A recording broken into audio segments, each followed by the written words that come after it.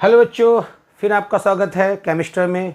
और उसी कंटिन्यूशन में लेक्चर 3 आज आप देखेंगे। लेक्चर 3 में आज हमारे पास है properties of matter and there measurement. Properties की बात करते हैं सबसे पहले। तो प्रॉपर्टीज़ किसी भी मैटर की 2 टाइप्स की होती हैं। One is a physical and second chemical. बहुत आसान है समझना इसे। ऐसी प्रॉपर्टीज़ मैटर की जिसमें आपको ऐसी प्रॉपर्टी जिसमें आपको स्टडी करनी है विदाउट कंपोजिशन चेंज किए हुए बिना, मतलब मैटर का कोई भी कंपोजिशन चेंज ना हो। तो ऐसी जो प्रॉपर्टीज़ हैं वो फिजिकल प्रॉपर्टीज़ में आती हैं। जैसे फॉर एग्ज़ाम्पल, अगर आप किसी मैटर का कलर देख रहे हैं, कलर, आप किसी मैटर का ऑर्डर मतलब महक, स्मेल चेक कर रहे हैं, या फिर डेंसिटी उसकी मेजर की जा रही है, उसका वॉल्यूम देखा जा रहा है, एसेट्रा।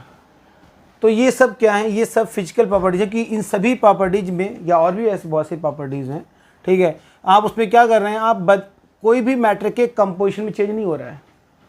तो ऐसी प्रॉपर्टीज़ आपकी फिजिकल प्रॉपर्टीज़ में आती हैं। जबकि अगर बात करें केमिकल प्रॉपर्टीज़ की, तो इसके लिए इसमें चेंज होना ज़रूरी है, ठीक है। नीड टू बी चेंज मतलब ये है कि केमिकल आपके पास है, मतलब एक मैटर है जिसकी आप केमिकल प्रॉपर्टी देखना चाहते हैं, तो उसकी किसी अदर जो है सब्सटेंस से रिएक्शन होना ज़रूरी है, ठीक है। नीड रिएक्शन, ठीक है।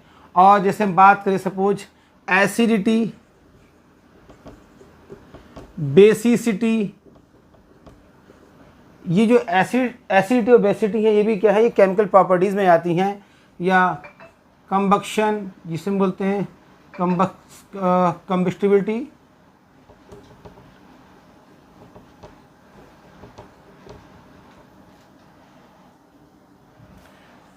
तो ये सब क्या है, ये सब केमिकल प्रॉपर्टीज़ हैं। क्योंकि इसके लिए हमें क्या करना पड़ेगा, अगर हमें किसी मैटर की एसिडिटी चेक करनी है तो उसकी रिएक्शन पहले करानी होगी किसी ना किसी से, या बेसिक अगर है तो इसके लिए भी हमें रिएक्शन करानी पड़ेगी।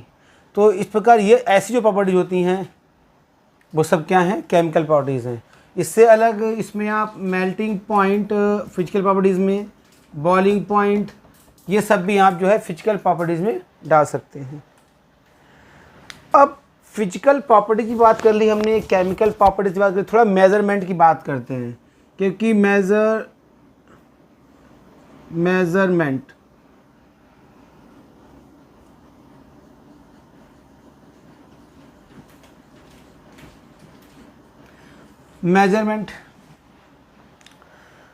तो देखिए मेज़रमेंट की जहाँ तक बात है तो इसमें में क्या करना होता है, जैसे बहुत सारे यहाँ पर यूनिट हैं। जनरली हम मार्केट में जाते हैं तो हम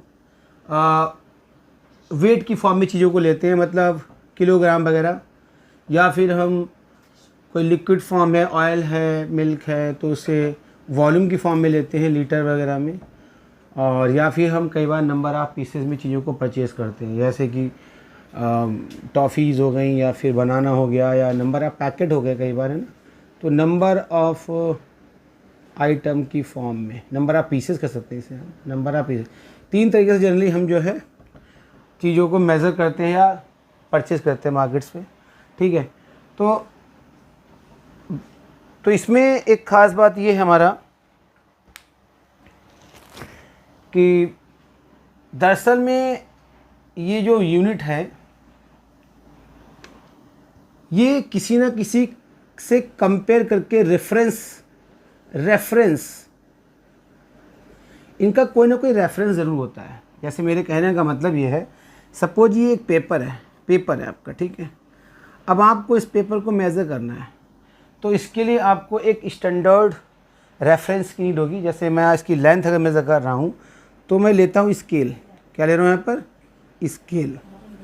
स्केल देखा होगा सभी ने। तो स्केल क्या है? एक स्टैंडर्ड मेज़रमेंट है जो पूरी दुनिया में चलता है, इंचेस में या सेंटीमीटर में या फुट में जो भी है।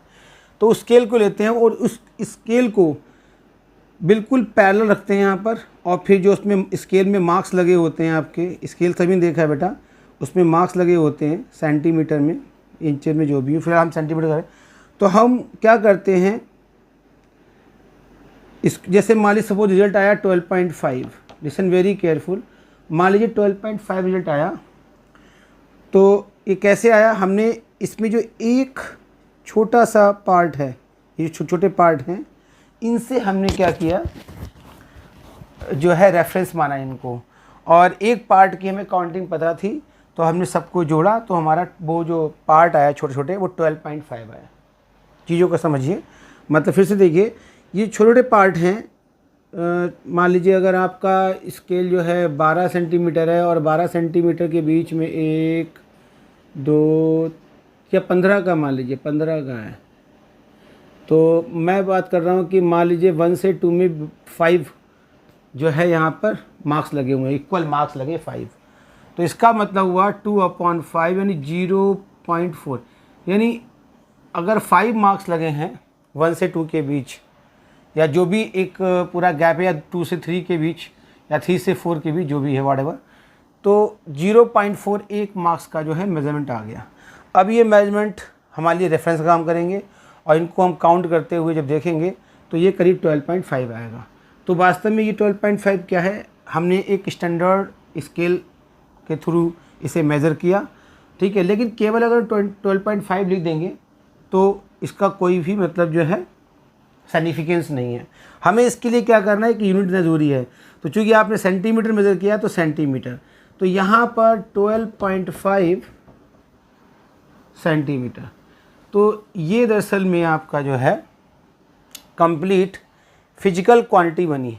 यानी फिजिकल क्वांटिटी के दो पार्ट हैं बेटा, एक है मैग्नीट्यूड, एक है आपका मैग्नीट्यूड, और एक है आपका यूनिट, एक है आपका यूनिट, ठीक है। हमारे यहाँ जो यूनिट की बात करें तो यूनिट हमारे यहाँ 3-4 चलती हैं, CGS सुना होगा, MKS, और इसके अलावा SI। इस यूनिट का ध्यान कौन रखता है और ये कहाँ से आती है, दरअसल में ये पूरी एक ऑर्गेनाइजेशन है पेरिस में, ठीक है, और ये एक ट्रीटी संधि हुई थी 1800 समथिंग में, हिस्ट्री है इसकी। तो वहाँ पर इंटरनेशनल ब्यूरो ऑफ स्टैंडर्ड बनाया गया पेरिस में, इन पेरिस में, तो वही सबको कंट्रोल करती है, और वहाँ के उसमें जो भी उनका म्यूज़ियम हॉल जो बना वहाँ पर जो है रेफरेंस मतलब एज ए स्टैंडर्ड मेजरमेंट रखा हुआ है, ठीक है।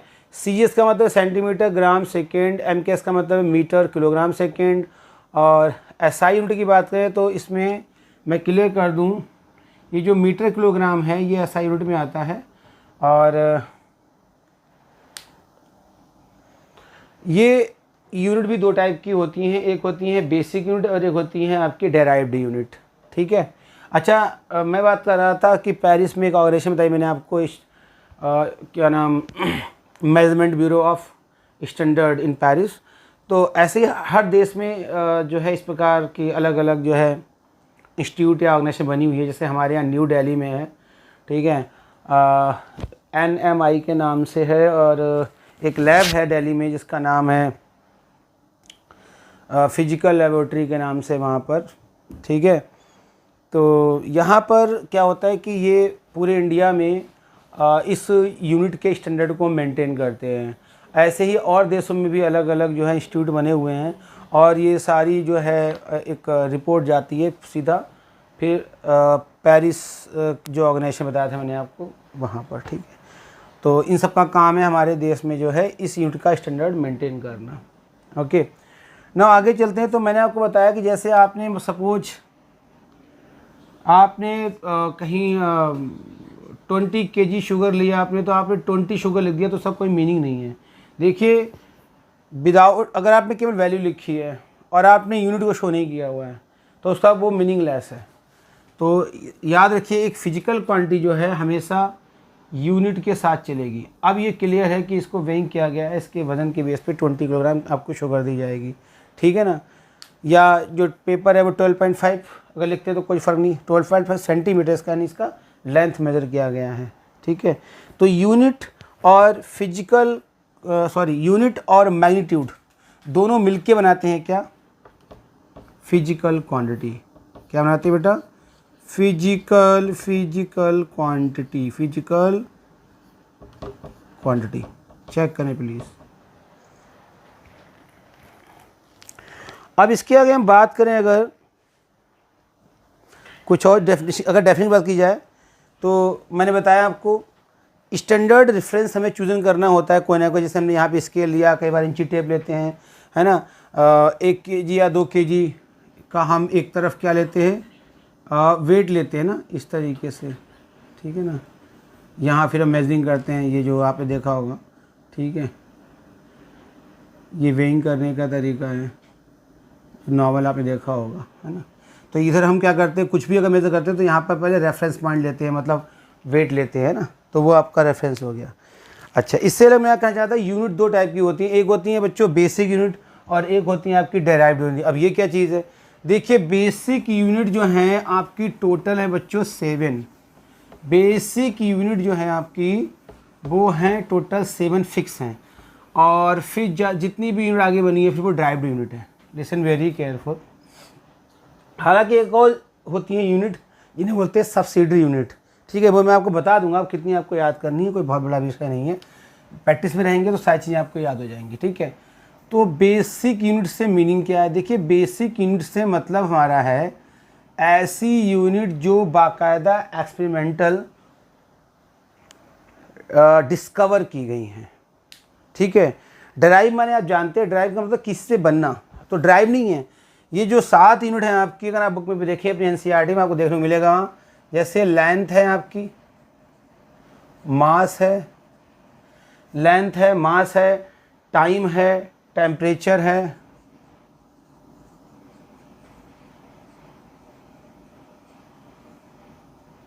इंटेंसिटी है, मोल है, ठीक है, 6 हैं, और एक आध कोई और होगी शायद मेरे पास, ये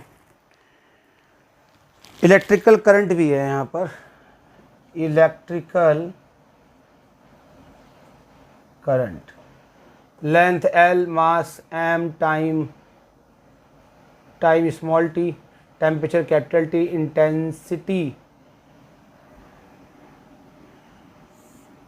इंटेंसिटी मतलब कैडिला यूनिट। तो इंटेंसिटी जो है लुमिनस इंटेंसिटी बोलते हैं इसको, हैं, और इसको फिजिक्स में शो करते हैं आपका आई से शो कर देते हैं कई बार, ठीक है, कोई दिक्कत नहीं। मोल केमिस्ट्री आप जानते हैं, जैसे मोल एक क्या है, पढ़ेंगे चैप्टर मोल के बारे में डिटेल में, एन से शो करते हैं, और इलेक्ट्रिकल करंट आपका आई से शो होता है, ठीक है। इसमें सी लगा देते हैं, चलिए, ठीक है।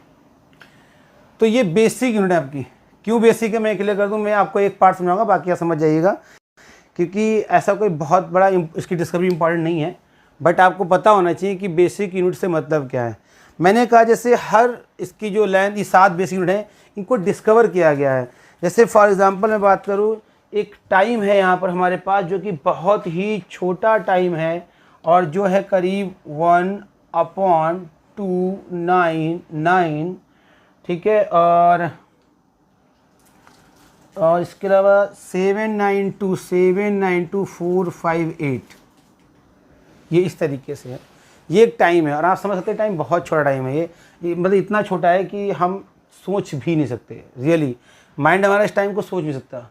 तो इस टाइम में लाइट ने जितनी दूरी कवर की वो कहलाया 1 मीटर। Listen very careful. इस टाइम में लाइट ने जितनी दूरी कवर की उसे 1 मीटर कहा गया, ठीक है ना। तो इस तरीके से मैंने बोला है ना कि इस तरीके से डिस्कवरी हुई, मतलब 1 मीटर की, तो मतलब लेंथ हो गई आपकी ये, है ना। तो 1 मीटर लेंथ कितनी हुई, लाइट इस टाइम में जितना डिस्टेंस कवर किया। और आप जानते हैं लाइट की स्पीड तो बहुत ज़्यादा है, 8 मिनट में 150 मिलियन कवर करता है लाइट आपका, ठीक है ना। तो फिर ये टाइम तो बहुत ही कम होगा, 8 मिनट में कर लेता है कवर 150 मिलियन, और हमें तो केवल 1 मीटर करना है, तो बहुत ही टाइम ऑफ लैप्स बहुत छोटा है, इमेजिन करना मुश्किल है। तो ऐसे ही अदर भी आप पढ़ेंगे बुक में तो आपको दिखेगा। तो ये सारी बेसिक यूनिट। फिर डेराइव्ड यूनिट क्या है, डेराइव्ड की बात करते हैं, बहुत सारी डेराइव्ड यूनिट हैं, जैसे अगर हम बात करें सपोज एक्सेलरेशन की बात करें, आपने पढ़ा होगा फिजिक्स में एक्सेलरेशन, तो एक्सेलरेशन जो है उसका आपने पढ़ा होगा v minus you upon T. तो अगर आप देखें जो एक्सेलरेशन है वो वेलोसिटी से और टाइम से आ रहा है निकल के, ठीक है। तो इसलिए जो एक्सेलरेशन है आपका that is a derived unit, right. ऐसे अगर आप देखें force equal to m into A, मतलब ए तो ड्राइव्ड है ही है और मास आपका बेसिक यूनिट है, मैं लिखा है यहाँ पर। तो ये जो फोर्स है दैट इज़ अ न्यूटन में आता है, तो फोर्स जो है वो कैसी यूनिट है, डेराइव्ड यूनिट है, ठीक है। तो डेराइव्ड आपको देखने को बहुत से मिलेंगे, जितने भी आप लिखते हो फार्मूले वो सब डेराइव्ड यूनिट होते हैं, ठीक है। बेसिक आपके साथ है केवल। इससे अलग कुछ यूनिट्स हैं, उन्हें आपको याद करना होगा बच्चों, ठीक है। तो बताना चाहूँगा यहाँ पर कुछ यूनिट जो आपको न्यूमेरिकल की चाहिए होंगी आगे, जिन्हें हम सब्सिडरी यूनिट कहते हैं। एक्चुअली यूनिट कन्वर्जन की यूनिट होती हैं। यूनिट की बुक बहुत सारी हैं, बट मुझे आपको वो बतानी जो आपके काम आएंगी। जैसे एंगस्ट्रॉम, तो 1 एंगस्ट्रॉम, अब चाहे ये मीटर हो चाहे किलोग्राम हो या व्हाटएवर, वैसे जनरली ये डिस्टेंस के लिए मेजर होता है, लेंथ के लिए, दूरी के लिए। तो ये होता है 10 की पावर -10, ठीक है। 1 एंगस्ट्रॉम इक्वल 10 मीटर। इसके अलावा आपका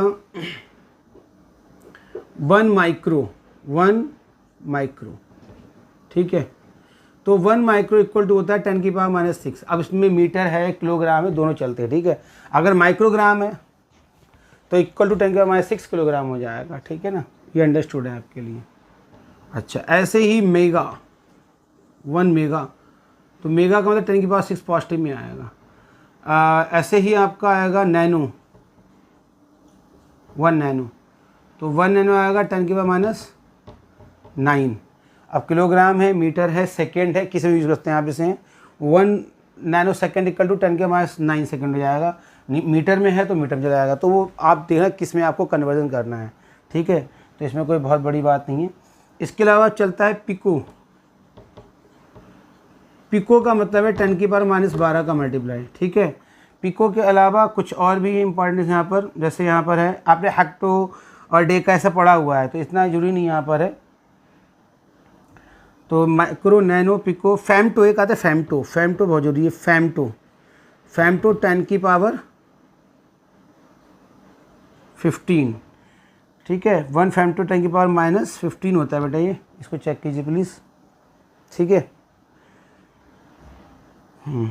और 1 GB भी शायद है यहाँ पे, 1 गीगाबाइट, ये 10 की पावर 9 होता है, ठीक है। ये कुछ एक आधे खास तौर से जल्दी आपको बुक में मिलेंगे देखने को। 1 पिको, फैमटो, नैनो, मेगा, माइक्रो, इन पे ज़्यादा आपका जो है फोकस होना चाहिए, ठीक है। जब मैं चेंज करूँगा तो आपको समझा दूँगा, इसको ध्यान रखिएगा, ठीक है।